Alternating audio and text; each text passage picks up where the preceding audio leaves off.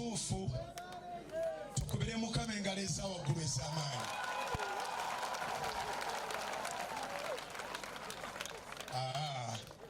Ezo zibadde za Hanifa Kawooya. Tukube eza Mukama.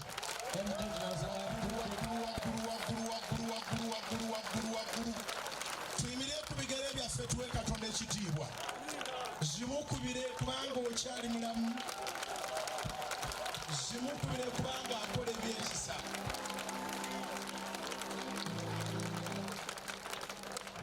Kankolereranga emirimo yawe, kankolereranga kalyambengabirano, kankolereranga emirimo yawe, kankolero amani kalyambengabirano, kankolereranga emirimo yawe, kankolereranga kalyambengabirano. Omugabi Dawidi akakukolera emirimo yawe wamwerezenga, kankolereranga emirimo yawe, kankolereranga.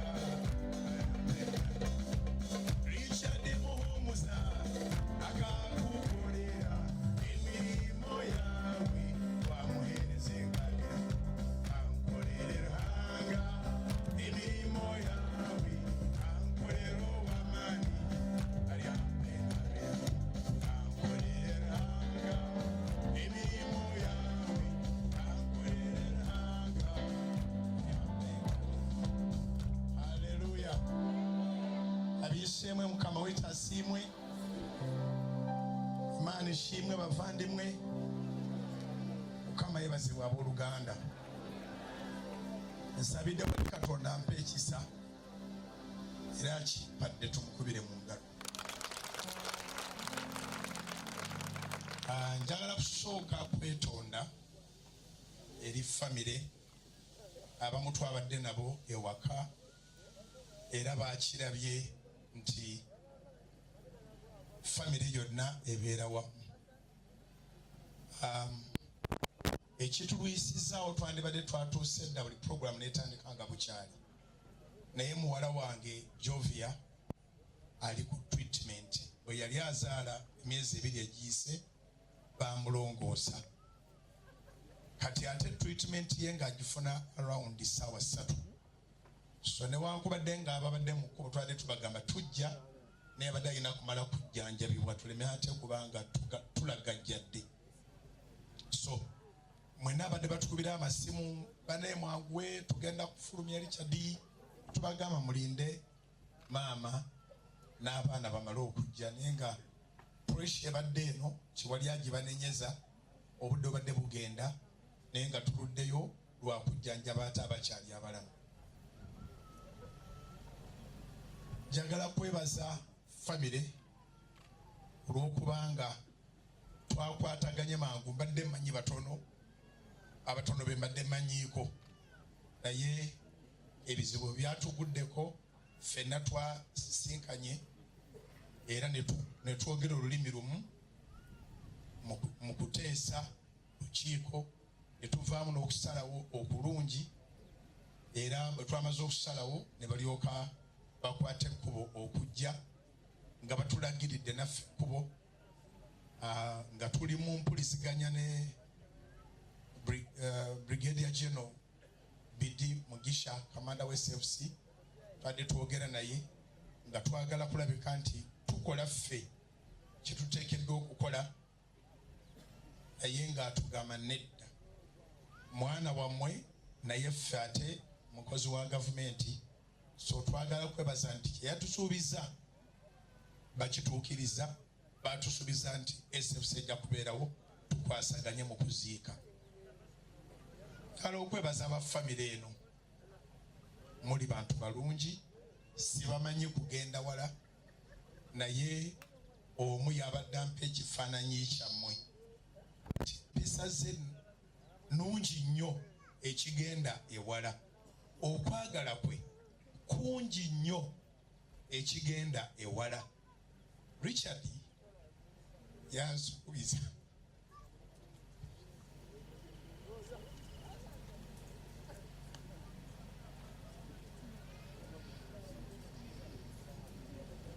Richard yansuubiza emyaka 10 egiyise era mukyala we akimanyi. Richard yampa okukkiriza nti we don't choose the relatives. We are born in one of family as relatives, but we choose family. He chose me to be his family.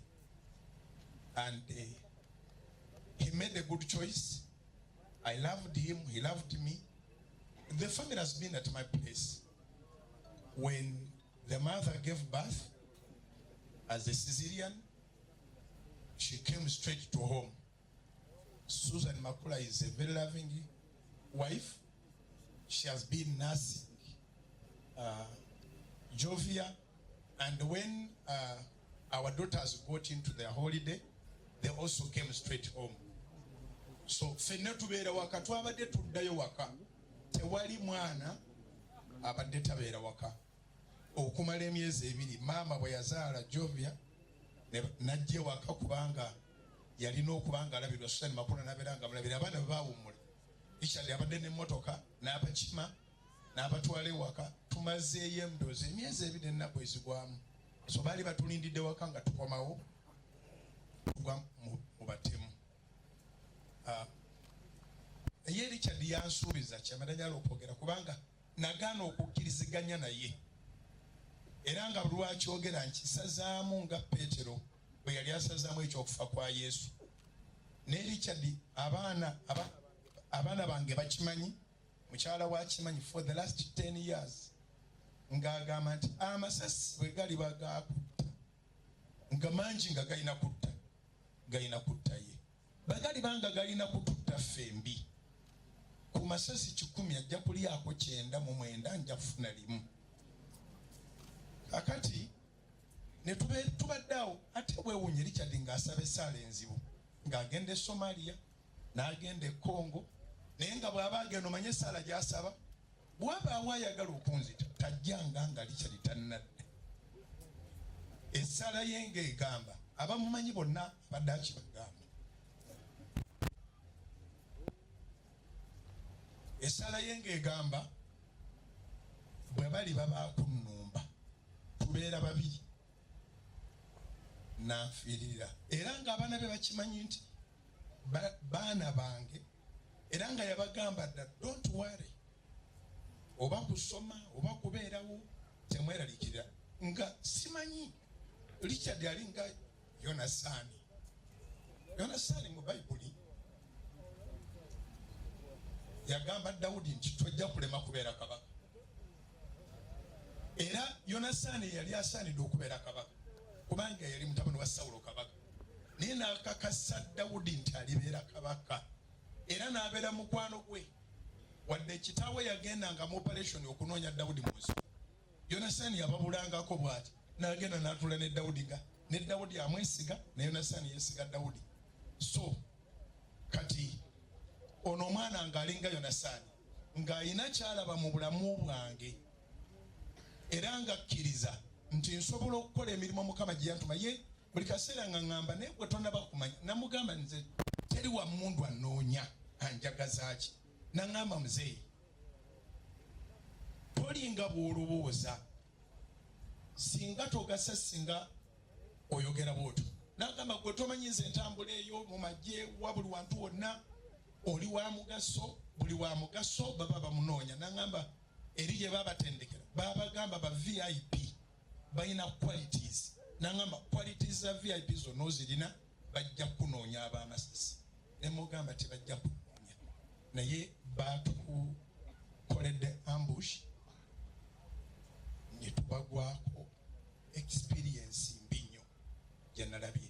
Naye bondaba ono tosobola kumanya nti ndiko ebisago ekakubye empiso nnyingiko ne wabaawo yatutte ekifaananyi oba yabadde musawo ng'empiso omaze ozikuba wano waliwo kapamba ke bataddewo ne bafuula nti eyo eddamagi gyennyina naye sijja kubeeyambulira wabula amasasi bwe gaatandika ndowooza 2 agaasooka kuba kati lwe ndabye ku mulambo bamukuba ndowooza wane bwe gaamuyitako Wano mu Mugongo bankuba amasasi abiri ne gakolawo ekkubo.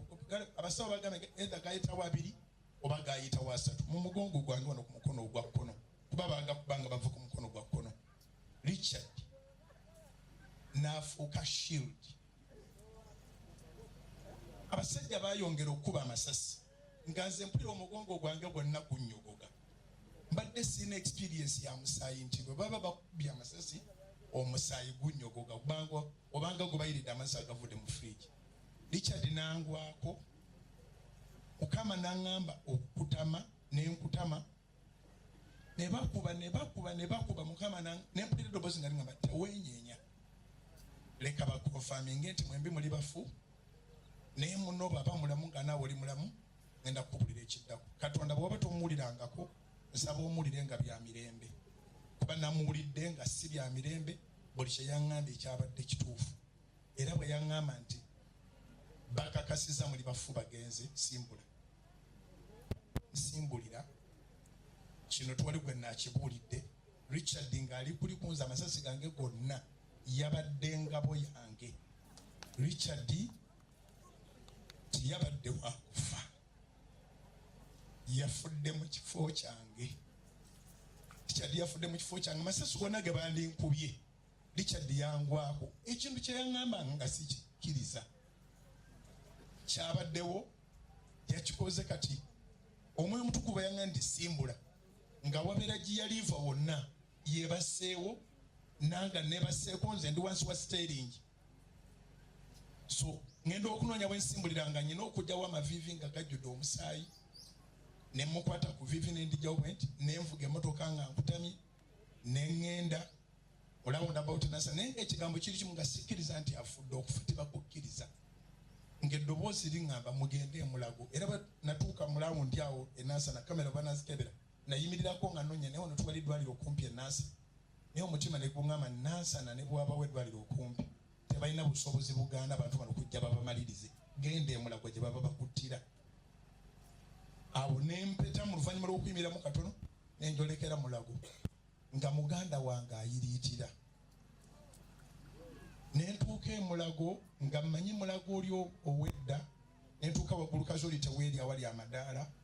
Abapoliisi bawo ne mbagamba batubye amasasi ng'emmotoka bagiraba ne batyo gikwatako. Ne baŋŋamba serengeta kati awo oddemu wetoddeyo booti ogende ku Stanbic, ogende ojja kuba nga afulumye Mulago ekyengulu gy'ojja okusanga emergency. Era bwe ntyo bwe nakola ne nyambuka. Nentuukawo nga ffenna tujjudde omusaayi, poliisi netuyambako. Richard ne bamuggyamu, ffenna ne batutwala kutujjanjaba nga batandise okunkolako. Kati zino zaali mpiso ze baakuba wano, naye ng'eno emabega mpulira bateesa tutunge kitutunga. Ne bagamba bwe tunaatunga amasasi gaba n'obukyafu bungi, gaba n'obutwa bungi. Ekiwundu ky'amasasi tebakitunga, bwe kiriba kyetaagisa kutunga kyetaaga nnaku nga 5 oba 8. Ne bakikola nga bwe kirira. Banzijanjaba kati nga bakuuta kikuute. Ne kino ekiwundu si nsonga nga waliwo muganda wange eyawaayo obulamu bwe. Nzize ku nti Richard muzira. Richard is a hero. Baba bakyankolako mu ddakiika 3 ne bajja ne baŋŋamba nti oli agenze. Naye nga siyinza kubalima nti nga ntegeera nnyo. Sirina muntu gwe nsabira kugwa mu mbuusi y'amasasi, kubanga nga babaga nti ekyekango tekimanya muzira. Simanya experience ya Richard bwebadde, naye kwali kufa bufinga kwe kuddako. Tewali na mboozi, tewali na kirala, tewaliwo kintu kirala. Ate twali tunyumya nga tutambula. Kati batuteegera ku junction, T-junction. Twava ku Salt ne tujja ne tuyita ku Balin, twayita Mengo ne tutya ku Balintuma, ne tuserengeta ku Gikuka ku Munaku, ne tugenda ku Nabulagala, ne tuserengeta tugenda mu Ŋŋoona. Ekkubo lye twaserengeteramu lyeryo lye bagamba eryambuka kuba Orthodox. Waliyo eddwaliro n'essinzizo. Mbadde simanyi nti bayitawo kuba Walakata. Olwasibamu tulinde eziva e Kasubi tuyingire Hoima Road. Amasasi yali surprise okuva ewatali. Sina kye nsobola kweyama kubanga bali abaana bakimanyi baana bange. Bali waka obulamu bwange ne Richard babumanyi. Jovia akimanyi nti kyesisobola kukola kubeera bbaawe naye tuli ba mukwano, ajja kubeera mukwano gwange emirembe n'emirembe.